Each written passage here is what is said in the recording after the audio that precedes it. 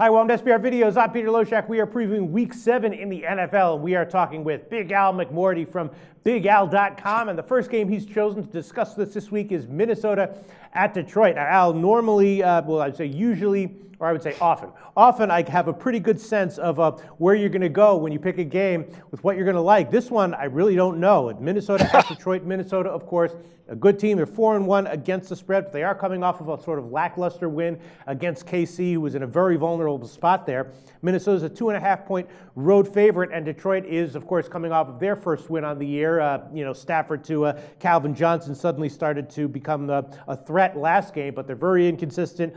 And, of course, they're still 1-5 against the spread overall on the year. So I'm not sure if you want to take Minnesota as a small road favorite in light of how they played last week, or take Detroit as a home dog in light of how they played all year. And then the total's 44.5. And, of course, Detroit can ramp up the offense very easily, but Minnesota has gone under every game. They're 0-5 over-under on the year. I guess if I had to guess what you're going to pick here, I'm going to guess that you're going to go with the under 44.5. But let's see what you have to say.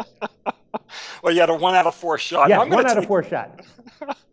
The Vikings have been installed as a road favorite, notwithstanding the fact that they've won just 9 of 47 road games going back to December of 2009. And when not getting at least 3 points, the Vikings are 2-11 straight up and ATS on the road. This season, the Vikings are already 0-2 on the road, and they were blown out by San Francisco 20-3 as a road favorite.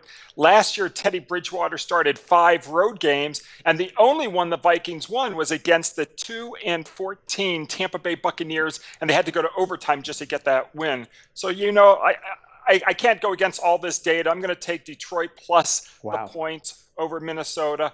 And actually, Detroit lost at Minnesota earlier this year. They lost by 10 points, 26-16, but the Lions are now 49-26 against the spread at home when playing with revenge, going all the way back to November of 1989, including 37-12 ATS, provided they didn't fail to cover the spread by more than 10 points in that previous meeting. So I do like Detroit in this ball game, plus the 2.5, and I guess I'll do it kicking and screaming. Yeah, all right. Al McMordie from BigAl.com, not afraid to back a team that's 1-5 against the spread, going up against another team that's 4-1 against the spread. That doesn't bother you at all, though, Al? After doing this for 30-some years, Nothing bothers me. Okay, Al McMordie liking Detroit plus 2.5 is the current market line. Interesting analysis, as always, Al McMordie. Tell us what your website, BigAl.com, is all about, what people can find there. Well, it's about picking winners. We're 224 and 155 in pro football since 2013.